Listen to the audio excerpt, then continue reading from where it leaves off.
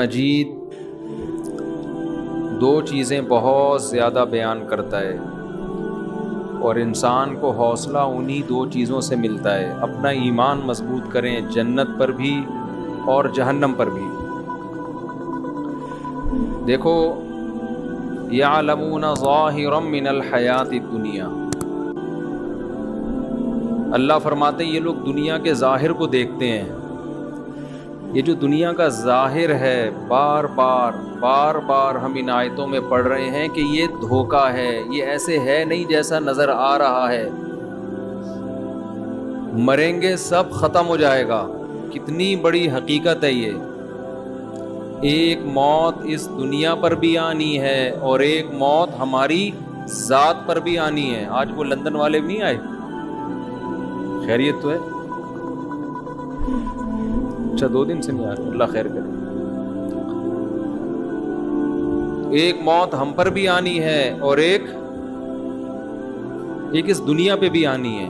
سب سائنسی ترقی اور خلائی سیارے اور مریخ اور چاند پہ پہنچنے والی باتیں بالآخر زمین پہ ڈھیر ہو جائیں گی. تو ترقی سے تو آپ کو منع نہیں کیا جا رہا، لیکن بار بار بتایا جا رہا ہے اصل آخرت ہے. انسان مرنے کے بعد مر کے ختم نہیں ہوتا، بہت بڑی زندگی اس کے بعد شروع ہوتی ہے، جنت کی صورت میں یا جہنم کی صورت میں. ہم نے فرعون کا واقعہ بھی پڑھا، ہم نے قارون کا واقعہ بھی پڑھا، ہم نے موسیٰ علیہ السلام کا واقعہ بھی پڑھا، کیسے اللہ نے فرعون کو آگ میں داخل کیا ہے. اب آپ مجھے ایک بات بتاؤ، جن لوگوں کا آخرت پہ یقین نہیں ہے ان کی نظر میں فرعون لاکھوں بچوں کا قتل کر کے بھی اس کو کوئی نقصان نہیں ہوا. زیادہ سمندر میں پانی میں غرق ہو گیا، وہ تو نہیں بھی ہوا ہوتا تو اب تک تو ویسے ہی مر چکا ہوتا. لیکن اللہ کہہ رہا ہے ایسا نہیں ہے، ایسا نہیں ہے. النار یعرضون علیہا غدوا وعشیا، آگ ہے جس میں وہ صبح و شام جلایا جاتا ہے. تو ان راتوں میں اللہ سے رات کو اٹھ کے بار بار آگ سے پناہ مانگیں. آگے بڑی سخت زندگی شروع ہونے والی ہے، اور ایک طرف اللہ کی بہت خوبصورت جنت ہے، بہت خوبصورت جنت. مجھے کسی نے بتایا کہ مجھے خواب میں جنت دکھائی گئی، کل کی بات ہے. تو جو بتانے والے بتا رہے تھے کہ اتنی خوبصورت جنت، اتنی خوبصورت، دل ہی نہیں کر رہا تھا اٹھنے کا نا کہ آنکھ کھل جائے. اتنی خوبصورت جنت. تو میں نے کہا کہ جتنی خوبصورت آپ کو خواب میں نظر آئی ہے نا جنت، اس کو 1 کروڑ سے ضرب دے دو پھر بھی کم ہے. تو بھائی یہ کچھ بھی نہیں ہے. یہ جو ہے نا یہ جی یہاں کی انٹرٹینمنٹ، یہاں کیا ہے، زیادہ پیزا کھا لو گے نا، یہ انٹرٹینمنٹ ہے یہاں کی. کیا کر لو گے؟ بھوک لگ رہی ہے، بیف بریانی کھا لی، بوفے میں چلے گئے، کیا کھا لیا وہاں پہ، کتنی دیر کی لذت ہے. آپ کی پسند کی شادی ہو گئی، آپ کو آپ کی محبوبہ مل گئی، تھوڑے دنوں میں اس نے بھی بڈھے ہو جانا ہے، آپ بھی بڈھے ہو گئے. حضرت حکیم اختر صاحب رحمہ اللہ تعالی شعر پڑھا کرتے تھے، وہ پورا شعر مجھے اکثر یاد ہی نہیں رہتا، آخر کا یاد رہتا ہے ہمیشہ سے، کہ ختم زندگانی ہوئی، کوئی نانا ہوا کوئی نانی ہوئی. یہ جو عشق تھا نا یہ بالآخر نانا اور نانی پہ جا کے ختم ہوتا ہے. عاشق نانا بن جاتا ہے اور معشوقہ نانی. تبھی تو صحابہ کرام اس جنت کے پیچھے دوڑے ہیں. غزوہ احد میں صحابی گھمسان کی جنگ ہے، کھجور کھا رہے ہیں، پھر کہنے لگے یہ کھجور ختم ہونے کا زمانہ تو بہت طویل ہے اور جنت میرے بالکل سامنے، اتنا صبر نہیں ہوتا مجھ سے. وَكَأَيٍّ مِّن نَّبِيٍّ قَاتَلَ مَعَهُ رِبِّيُّونَ كَثِيرٌ، قرآن کہہ رہا ہے کتنے ہی پیغمبروں کے ساتھ اللہ والوں نے مل کے جنگیں لڑی ہیں، حالانکہ یہ کمزور تھے، کم تھے، لیکن کس بیس پہ لڑی ہیں؟ شہادت ملے گی اور اللہ ہمیں جنت میں داخل کرے گا. اور پھر اللہ نے ان کو فتوحات دی ہیں. تو بھائی اس جنت کے لیے کچھ لالچ پیدا کرو اپنے جسم کے اندر، اپنی باڈی کے اندر، دل میں لالچ پیدا کرو. اگر آپ کو جنت کا شوق نہیں ہے، خوب سمجھ لو، پھر اللہ کو بھی آپ کو جنت دینے کا بالکل بھی شوق نہیں ہے۔ ہمارے حضرت ایک بات فرمایا کرتے تھے کہ یہ جو لوگ کہتے ہیں نا کہ اللہ کو ہم سے بہت محبت ہے، فرمایا اتنی ہی ہے جتنی آپ کو ہے اللہ سے۔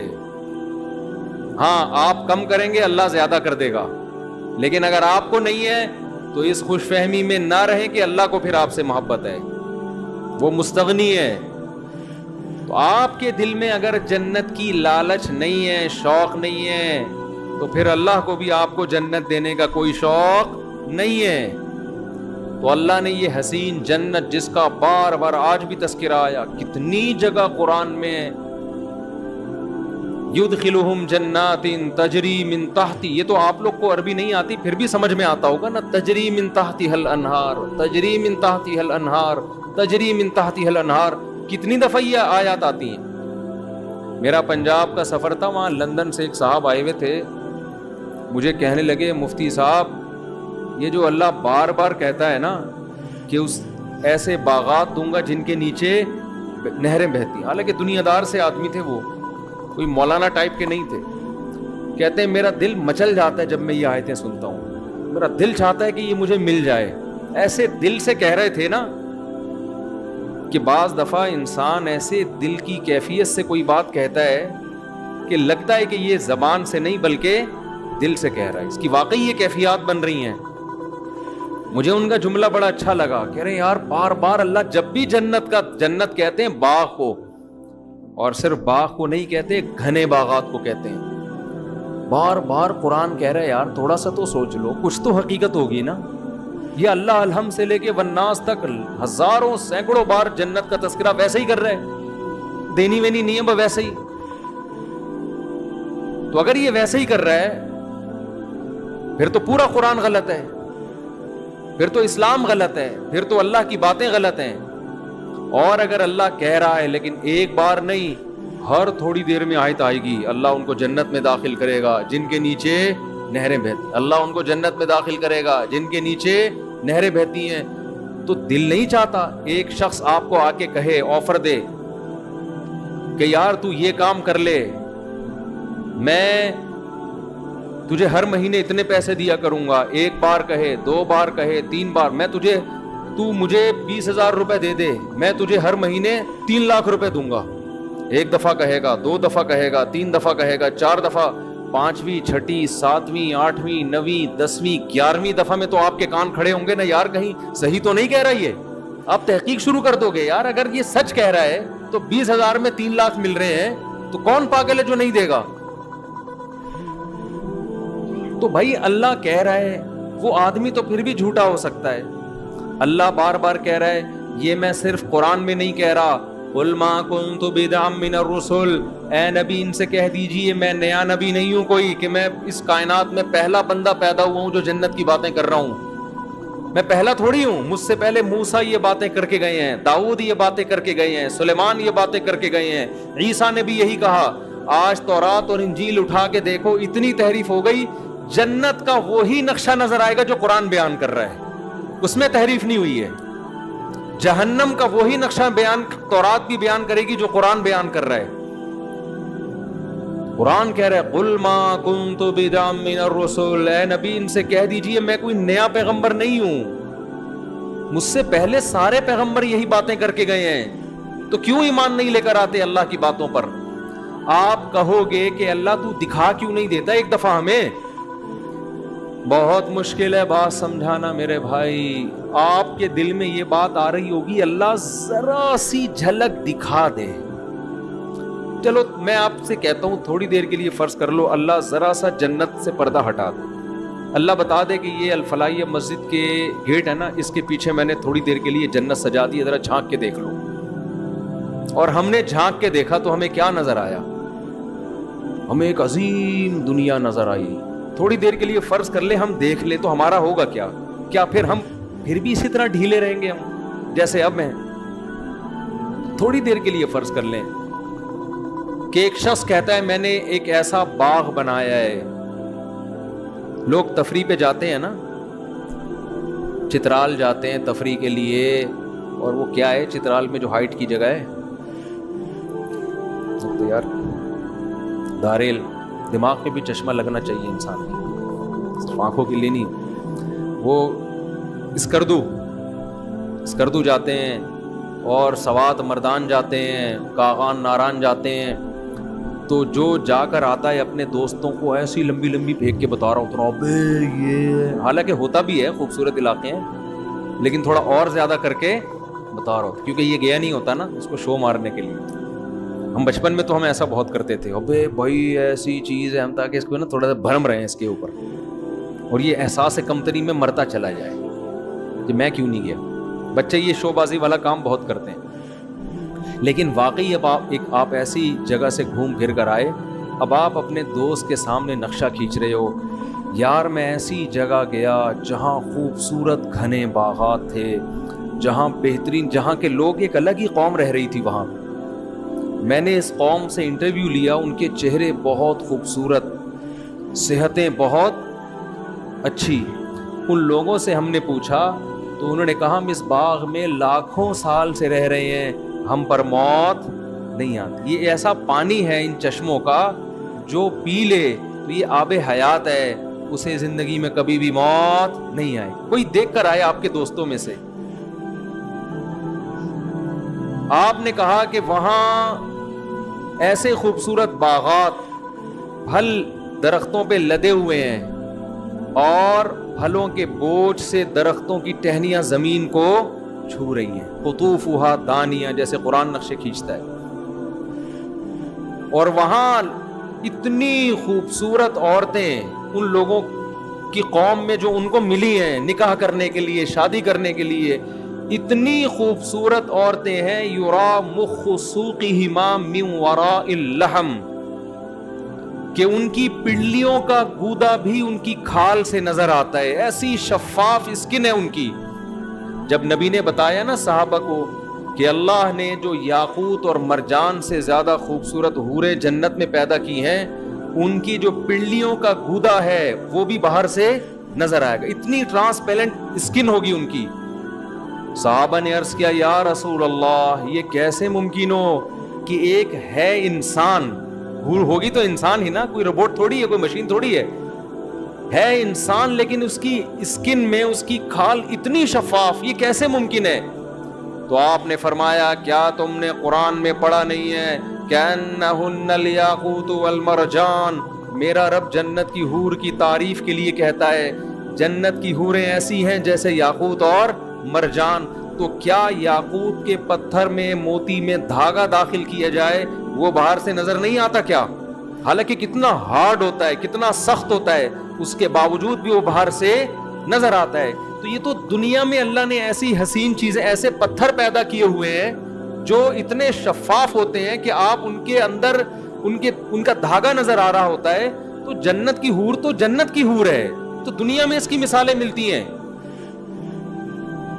تو مجھے بتاؤ اگر کوئی آپ کو آ کے بتائے یار ایسا علاقہ دیکھ کے آیا ہوں، وہاں ایسی خوبصورت عورتیں، اور وہاں لوگ کبھی بیمار نہیں ہوتے، جیسے میں گلگت گیا نا تو 80 سال لوگوں کی عمریں، وہاں لوگ بتا رہے ہیں ہم 80 سال نہیں، ہم 80 لاکھ سال سے زندہ ہیں، اور یہاں کے بارے میں رپورٹ یہ ہے کہ یہاں کسی کو موت نہیں آتی، یہاں محبت اتنی ہے آپس میں کہ کبھی کسی کا جھگڑا کسی سے نہیں ہوتا۔ لا يسمعون فیہا لغوا ولا تأثیما، قرآن کہتا ہے کبھی کوئی بیکار بات، کوئی لغو بات، یہاں تو ایک بیان دو، نیچے کمنٹس میں کچھ اچھے اور کچھ اسٹیبلشمنٹ کا پٹھو۔ اب اسٹیبلشمنٹ کے تانے کیوں دے رہے ہو؟ اب تو اسٹیبلشمنٹ اس کے خلاف ہے بھائی، ہمیں کہتے تھے نا اسٹیبلشمنٹ کے پٹھو ہیں، یہ حکومت کے پٹھو ہیں، اب تو حکومت بھی گئی، اسٹیبلشمنٹ بھی آپ کے ساتھ ہے۔ اب اگر میں حمایت کر رہا ہوں تو کم از کم اب تو یہ نہ بولو نا کہ اسٹیبلشمنٹ کے پٹھو ہے، تو آدمی کی کھوپڑی گھومتی ہے نا کہ یار تم کیا کر رہے ہو، کچھ بولنے ہی نہیں دیتے۔ آپ تبصرہ کرو لیکن غلط بےہودہ الزام تو نہ لگاؤ نا ہمارے اوپر۔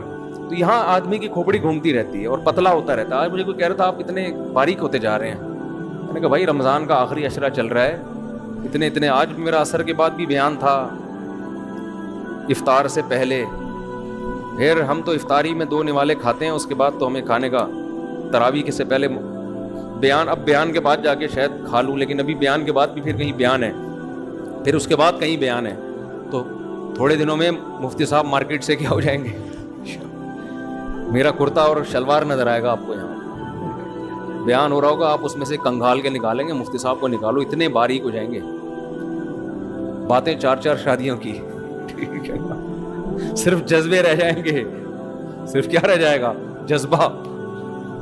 تو ابھی میں سوچ رہا ہوں عید کا چاند نظر آ کے تھوڑی ریکوری ہوگی انشاءاللہ, بیلنس ڈلوائیں گے نا اپنے اندر. ابھی تو بیلنس سارا آہستہ آہستہ کیا ہو رہا ہے, ختم ہو رہا ہے, تو بیلنس عید کے بعد تھوڑا ناقے کریں گے بیانات, ہو سکتا ہے کہیں آؤٹنگ پہ نکل جائیں, کھا پی لیں جا کے کہیں کچھ. تو لیکن آدمی ہلکا پھلکا ہی اچھا لگتا ہے, جتنا دبلا ہوتا ہے نا آدمی, دیکھنے میں کمزور لگ رہا ہوتا ہے, حقیقت میں وہ اور صحیح ہو رہا ہوتا ہے. میرے تو رمضان میں زیادہ صحیح رہتا ہے آدمی, جتنا کم کھاؤ, روٹی تو کھاؤ ہی نہیں رمضان میں, لیمن کا جوس پیتے رہو بیٹھ کے, اس پہ فٹ رہو گے, اس پہ سیٹ ہو جاؤ, ایسا فٹ فاٹ ہو جاتا ہے نا آدمی, ہلکا پھلکا, صحت ٹائٹ ہو جاتی ہے. خیر, تو میں آپ سے عرض کر رہا تھا کہ یہاں ہم الٹی باتیں سنتے رہتے ہیں, دماغ پکتا رہتا ہے, ٹینشن میں جاتے رہتے ہیں. قرآن کہتا ہے لا يسمعون فیہا لغوا ولا تاثیما, کوئی لغو بات, کوئی ایسی بات کبھی سننے کو نہیں ملے گی جسے سن کے آپ کی کھوپڑی گھوم جائے کہ یار تیرا کیا بولا, دل کر رہا تیرے رکھ کے ایک چماٹ لگاؤں. یہ ہوتا ہے نا یہاں پہ, سب محبت کی باتیں.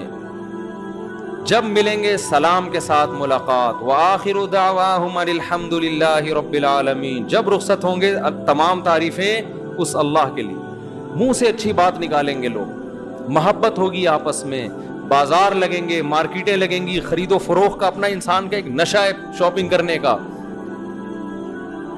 چہرے رونق ہو جائیں گے. اب بتاؤ کوئی ایسی جگہ دیکھ کر آئے اور کوئی نقشہ کھینچے کہ یار میں ایسی جگہ دیکھ کر آیا ہوں جہاں ایسی خوبصورت عورتیں اور ایسے خوبصورت محلات ہیں, بے جوڑ موتی کے محلات, غرف مبنیۃ, اللہ کہتے ہیں بالا خانے ہوں گے جنت میں. بالا خانے کسے کہتے ہیں؟ گھر کے اوپر گھر, گھر کے اوپر گھر. علی سرر متقابلین, مجلسیں کیسے لگیں گی, تختوں پہ, شاہی تختوں پہ گاؤ تکیے لگا کر بیٹھے ہوں گے, بارونق چہروں کے ساتھ. اور اللہ نے کیا تعریف کی, کأنہن بیغ مکنون, فرمائے تمہیں جو عورتیں وہاں ملیں گی جن سے تمہارا نکاح ہوگا, بیغ مکنون, ان کے حسن کی اللہ کیسے مختلف انداز سے تعبیر کرتا ہے. کہیں اللہ کہتا ہے قاصرات الطرف عین, ایسی حیا. یہاں تو آپ بیگم سے اونچی آواز سے بات کریں, آگے سے اس سے زیادہ اسپیڈ سے جواب پارسل ہوگا.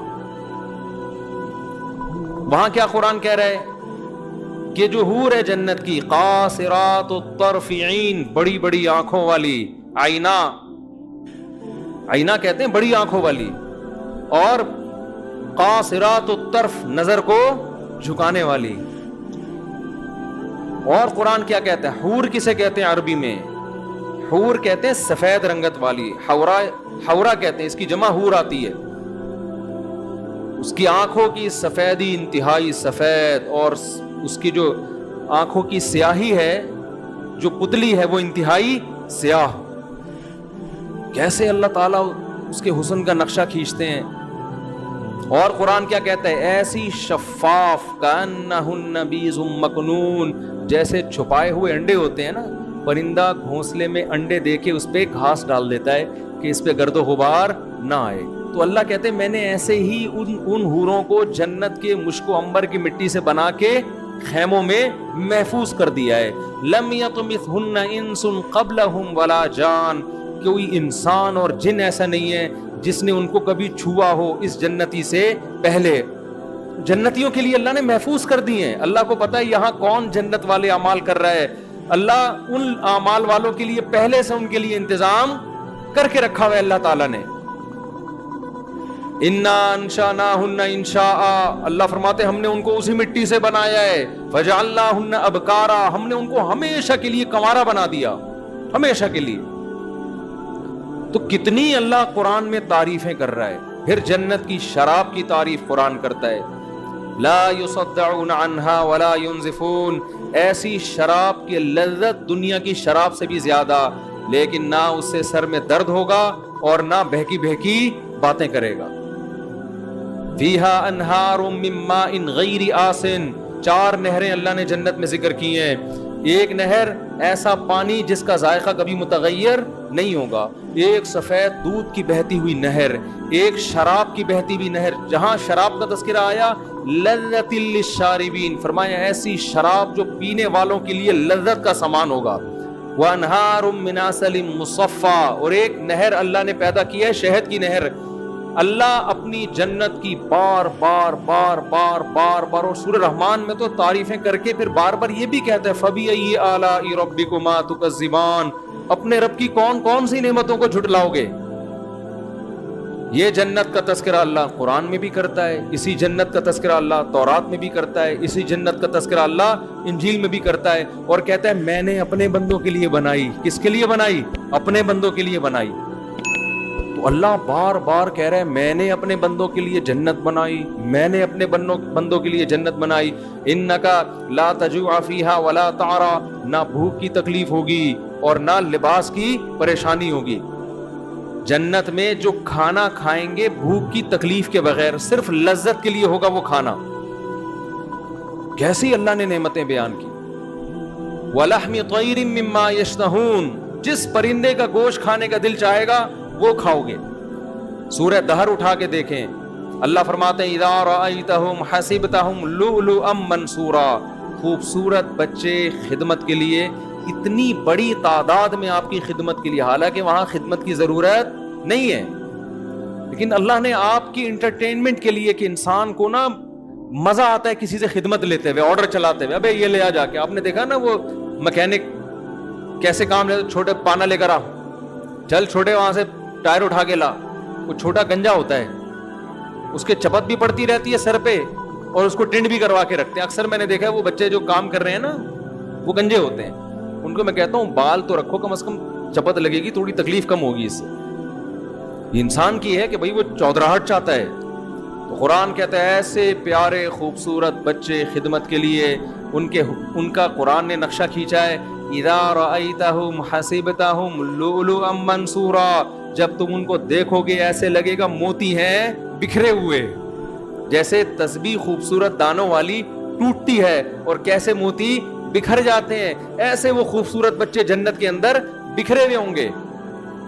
ایک روایت میں آتا ہے جو جنت اپنی آنکھوں سے دیکھ لے اس کو دنیا جہنم لگے گی. یہ جو دنیا ہم جہاں بیٹھے ہوئے ہیں نا، جیسے جو لوگ امریکہ یورپ سے آتے ہیں نا، کراچی آتے ہیں، گلی میں آتے ہیں. کل ایک صاحب مجھے کہنے لگے کہ میں کینیڈا جا رہا ہوں، 5 سال بعد میرا ارادہ ہے واپس پھر یہیں اسٹے کروں گا، میں بس 5 سال میں اتنا کما لوں گا پھر یہیں آؤں گا. میں نے کہا 5 سال کے بعد آپ یہاں آؤ گے مگر آپ کا یہاں دل نہیں لگے گا، کیونکہ آپ نے کینیڈا دیکھ لیا ہوگا، آپ کو یہاں گٹر کے ڈھکن ہضم ہی نہیں ہوں گے آپ کو یہاں، پھر یہاں ٹریفک، پھر گاڑیاں. تو میں نے کہا یا تو جاؤ نہیں، اسی گندگی میں گزارا کرو، کیونکہ اس گندگی میں بہت سی اچھائیاں بھی ہیں. مذہب محفوظ ہے یہاں پہ، سستائی ہے وغیرہ وغیرہ. بھی میں اس ٹاپک پہ نہیں جاتا، بہت سی خوبیاں ہیں. تو یہ گٹر کے ڈھکن وکن برداشت کر لو، آپ کا امیون سسٹم اتنا اچھا ہو جائے گا یہاں پہ رہ کے کہ کسی دن گٹر میں گر بھی گئے نا تو اگلے گٹر سے نکلو گے زندہ سلامت. ایسا سسٹم ہو جاتا ہے یہاں پہ. وہاں سے نکلنا بھی ضروری نہیں ہے، اگر آپ چلتے چلتے اگلے ڈھکن اور اگلے سے نکل جاؤ گے، کیونکہ ڈھکن وہاں بھی نہیں ہوگا. یعنی یہ بھی ٹینشن نہیں ہے کہ میں یہاں سے آگے چلا گیا، پیچھے سے پانی کا پریشر آیا، نکلوں گا کہاں سے، کوئی بات نہیں، اگلے ڈھکن سے نکل جاؤ آپ. تو روایت میں آتا ہے کہ کوئی یہاں آ کے کوئی جنت میں یہاں آ کے دیکھ لے نا تو اسے یہ کیا لگے گی دنیا؟ جہنم. تو اللہ اتنی تعریفیں کر رہا ہے. ان للمتقین مفازا، جو لوگ پرہیزگار ہیں، گناہوں سے بچتے ہیں، انٹرنیٹ پر بیہودہ فلمیں نہیں دیکھتے، اگر کبھی غلطی ہو رب کو منا کے رو کے منا کے توبہ کرتے ہیں، نظر کی حفاظت کرتے ہیں، یغضوا من ابصارہم، سود نہیں کھاتے، کسی کی غیبت نہیں کرتے، کسی پر بہتان نہیں لگاتے. بہتان میں یہ بھی ہے سیاسی اختلافات میں مخالف پر بے جا الزامات لگانا، یہ بھی بہتان تراشی میں داخل ہے. آپ کسی سیاسی جماعت میں بغیر دلیل کے اپنے لیڈر کے کہنے پہ دوسرے کے لیڈر کو برا کہنا شروع کر دیں. یہ کوئی دلیل نہیں ہے کہ میرے قائد نے بولا تھا کہ ایسا ہے تو آپ نے بھی بول دیا ویسا ہے. آپ کے قائد کی کیا دلیل ہے؟ آپ کے وہ تو اپوزیشن میں، وہ تو بولیں گے ایسا ہے. قرآن بار بار کہتا ہے کسی پر بہتان نہیں لگاتے جب تک کوئی یقینی دلیل نہ ہو. کسی پر بہتان نہیں لگاتے, غیبت نہیں کرتے, رشتہ داری کو جوڑتے ہیں. او بھائی تمہیں دنیا ایسا انعام نہیں دے سکتی. دیکھو اللہ ہمیں جو نیک اعمال کا کہہ رہا ہے نا, وہ اللہ اس لیے نہیں کہ ہم ایک دوسرے کو خوش کریں, اس لیے کہ ہم کس کو خوش کریں, اللہ کے لیے. میرا رب اگر مجھے کہتا ہے میں اپنے باپ کو نہ ستاؤں, میں اپنے باپ کی اطاعت کروں, تو رب باپ کے لیے نہیں کہہ رہا, رب کس کے لیے کہہ رہا ہے, اپنے لیے, کہ میرا حکم ہے ماں باپ کی خدمت کرو. اس کا بدلہ ماں باپ نہیں دیں گے, کون دے گا, میں دوں گا. جو مذہب کو نہیں مانتے وہ ماں باپ کی خدمت کا بدلہ کس سے مانگتے ہیں, ماں باپ سے مانگتے ہیں. جو مذہب کو نہیں مانتے, جنت جہنم کو نہیں مانتے, باپ اگر اولاد پر احسان کرے گا تو اس کا بدلہ کس سے مانگے گا, اولاد سے, وہ اللہ سے بدلہ نہیں مانگے گا. جو مذہب کو نہیں مانتے وہ غریب پر احسان کریں گے تو اس کا احسان کا بدلہ کس سے مانگیں گے, غریب سے. گوروں نے کتاب لکھی ہے کہ دنیا میں جو بھی اچھا کام کرتا ہے اس کا حق ہے کہ اس کو دنیا میں پیسوں کی صورت میں بدلہ دیا جائے. یہ گورے کہتے ہیں ہر شخص کو اس کا کوئی بھی کچھ بھی کر رہا ہو اس کی قیمت ہوتی ہے. تبھی آپ دیکھیں بہت سے موٹیویشنل اسپیکر ہیں, یہ فری میں کہیں 5 منٹ بھی بیان نہیں دیں گے, جا کے ہر بیان کی ان کی قیمت ہوتی ہے. کہتے ہیں ہم جب آپ کی خدمت کر رہے ہیں تو ہمیں اس کے بدلے میں کیا مل رہا ہے, ہمارے ریٹ ہیں 1 گھنٹے کے اتنے, آدھے گھنٹے کے اتنے پائیں, کبھی فری میں بھی تو کر دیا کریں نا بات. لیکن اگر آپ آخرت کے لیے کام کر رہے ہو جیسے ہمارے اکثر علماء کرتے ہیں تو ان کے بیانات کی کوئی قیمت نہیں ہوتی. مجھے لوگ سمجھتے ہیں کہ جو ہم یہاں پورا تراویح میں بیٹھ کے بیان کر رہے ہیں نا, اس کے ہمیں پیسے مل رہے ہیں, پیسے مل رہے ہیں.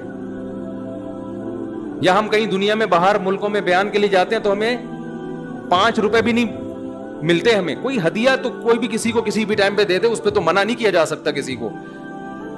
انگریز نہیں کرتا یہ کام. آپ نے کبھی انگریزوں کو دیکھا 1-1 گھنٹے کے لیکچر فری پھوکٹ میں دے رہے ہو, کبھی سنا آپ نے؟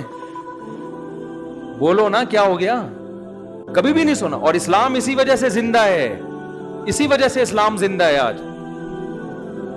عیسائی مشنریاں جو محنت کر رہی ہیں, ہر مشنری کو اس کا پیسہ, ہر کارکن کو پیسہ ملتا ہے جو بھی ان مشنریوں میں.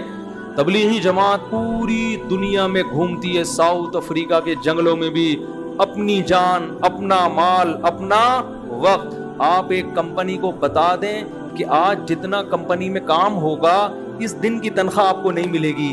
ایک بندہ کمپنی میں جا کے دکھا دیں میرا نام بدل دیں آپ.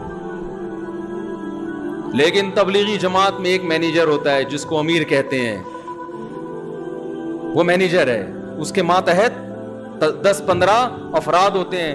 پورے سال جماعت کو لے کے چلتا ہے وہ, پورے سال 1 روپیہ بھی اس کا نہیں لیتا, 1 روپیہ بھی. اپنا پیسہ ان پہ خرچ کر رہا ہے الٹا. پورے سال جماعت کو سردی, گرمی, خزاں, بہار کے موسم میں پہاڑوں میں, پتھروں میں, گاؤں میں, دیہاتوں میں, ایسی ایسی جگہ جماعتوں کو لے کے جائے گا. واش روم میں ٹوٹے ہوئے لوٹے, ٹوٹے ہوئے واش روم, بڑے بڑے امیر گھرانوں کے لوگ, آرمی کے بریگیڈیئر کرنل جیسے لوگ اس کے ماتحت ہوتے ہیں امیر کے. اور وہ امیر وہ 5ویں پاس بھی نہیں ہوتا. کیسے بہترین نظام کے تحت پوری سال جماعت کو گھما کے واپس لے آتا ہے. جب واپس آتا ہے تو کوئی ہار پھول لے کے استقبال کے لیے کھڑا نہیں ہوتا کہ اللہ کی راہ میں سال لگا کے آیا ہے.